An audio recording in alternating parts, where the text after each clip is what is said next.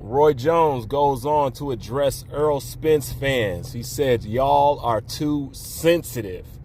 Y'all took what he said about him not fighting a top-notch fighter, and you took it out of context and turned it into hate. You know?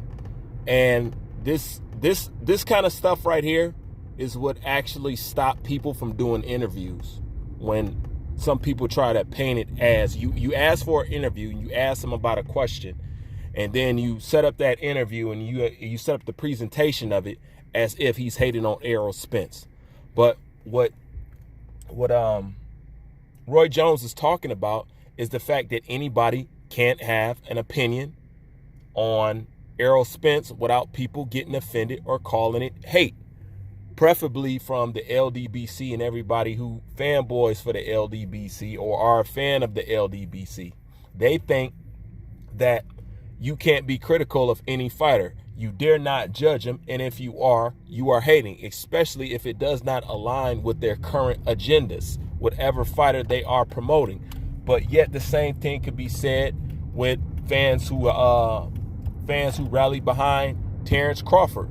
Why is everybody else's fighter subject to be talked about, but you can't talk about theirs? This is something that I bring up constantly when you bring up Vasily Lomachenko or Triple G or Manny Pacquiao. It's the same standard across the board, and it just doesn't make any sense. But he goes on to clarify. He said, look, the only thing that I was saying was I don't know where he is till he fights a top-notch fighter. And he also goes in to talk about Errol Spence's resume. He said most people don't recover from eyeball surgery. I can't give you credit for Mikey Garcia for coming up 2 weight classes. You know what I'm saying? And those are the only names that can render you saying that you're this and you saying that you're that, and he take those away because he said I can't give it to you before this. And Roy Jones also goes on to say, he said people didn't know who I was till I beat Bernard Hopkins and James Toney. You know what I'm saying? Like, people didn't know how good I was until I beat them, and then they stopped questioning me. So he said there was nothing wrong for me saying what he's saying. I'm saying I don't know where Errol Spence is because he hasn't fought a top-notch fighter yet. Now that's Roy Jones, somebody that people consider a legend in the game. A lot of fighters look up to Roy Jones. A lot of fighters emulate Roy Jones. A lot of people have Roy Jones on one of their greatest fighters of all times. And this is him saying that, okay? So if he's saying that I don't know where Errol Spence is because he hasn't fought any top-level competition, this is Roy Jones, a Hall of Famer. And I have to bring that up for the people who love to go hard on Terrence Crawford's resume. I've already went over Errol Spence's resume, and I already told you, to a casual, they can easily hide behind he fought this and he fought that. But for somebody who really knows the game, they know that Errol Spence's resume ain't too much about shit. It's not. You know what I'm saying? But I had to bring that up just to go to show you that this Hall of Famer said he hasn't fought anybody of top-level competition up until Sean Porter. You know? So that gives you an open and shut closed case on his resume, but yet people will say Roy Jones is hating. Roy Jones don't got no dog in the fight. Roy Jones don't have no incentive to talk bad about Errol Spence. Now, he went on to say that he didn't watch the fight, so he couldn't tell you what he thought after that. He was just going off of what he's seen. You know what I'm saying? But he's saying that, you'll know what Errol Spence is once he fights Sean Porter. And if we had to leave it up to those standards, it showed you that Errol Spence is nothing special. And I see why his team is keeping him away from Terrence Crawford. It's very clear to see why he's being kept away from Terrence Crawford.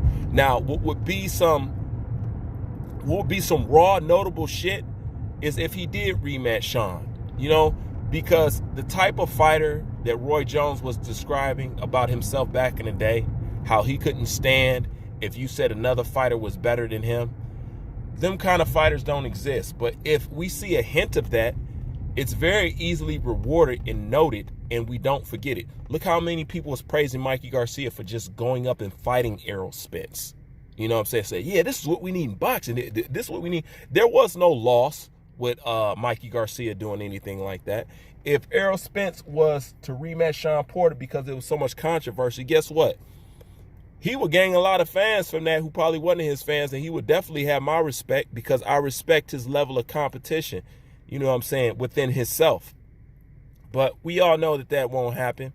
Terrence Crawford is out here telling him to take off his panties, you know what I'm saying? And after putting on a performance like that, you know, it's no wonder that they talking how they talking to ERROL Spence, you know? And it's only just the beginning of the end of the hype train. He's going to have to bring himself back down to reality or actually go into that gym and start adding wrinkles to his game. Because as of right now, from his last 3 fights that I've seen, his last 3 or 4 fights, ERROL Spence has not added no wrinkles to his game. He's too young to be considered at his limit, you know, and that goes back to his coach, Derrick James. What we all know, Derrick James is a glorified mitt man, you know what I'm saying? Half drunk, half amazing, you know what I'm saying? So it is what it is. But he needs to be adding some wrinkles to his game, you know, because he has not developed enough. That style is not well ironed out. Well, number one, the style that he has a whole bunch of flaws in it. And then on top of that, he hasn't even mastered it, or he hasn't even ironed it out yet. But that style is very beatable. That style will get you hurt. As you can see with Shawn Porter, if you can be incapacitated, if Shawn Porter can nullify your jab, then what do you think somebody like a Terrence Crawford will do to you, or basically anybody else? Even a Danny Garcia will pose problems for ERROL Spence at this point. But Roy Jones Jr. just goes on to say that he was not hating. You ERROL Spence fans need to stop being sensitive. Just because somebody's telling the truth, you know what I'm saying, it don't mean that they're hating. Shouts out to my man Black Horseman, you know what I'm saying, because truth is the new hate. You know, he wasn't never lying when he said that. And that's just basically what it is. But in this day and age, you know, for you not to be able to talk about a fighter and for people being so sensitive, it's no wonder why boxing has become the shit show it is, because everybody's so sensitive. That's why they're scared to take a loss. That's why they're scared to take chances. That, and we are quick to throw them away. I'm not quick to throw anybody away that puts on a good performance, you know. And partially, I don't believe that. I also believe that they're like somewhat lying on the fans. Shawn Porter has secured at least 3 or 4 more paydays because of his performance. Okay? And technically he lost. Everybody know he won, but technically he lost, you know? But yet a performance like that, trust me, that's guaranteed that he's going to make more money in the future, and he's going to be always a front runner. He's going to keep getting dollars, you know? So there is no losing. And after that, I've never been a Shawn Porter fan, but I am now. You know what I'm saying? I always thought Shawn Porter was a good workhorse. He's good in work. But the improvements that Shawn Porter showed in that ring that night, I was thoroughly impressed, not just by him, but him and his father. Because I don't look at Kenny Porter can put together a game plan to save his fucking life. But this time, Kenny Porter, the things that he adapted in that training camp, I seen Shawn Porter go out there and execute it, and it made all the difference in the fight. You know, so with that being said, I got to give credit to Kenny Porter and Shawn Porter. They both did a good job this time around. For once, Kenny Porter had the right game plan, and for once, Shawn Porter actually listened to his father and did what he told him to do, and it paid off. But anyways, that's just my thoughts on it. Leave your thoughts in the comment section. Bruce Vane, I'm out.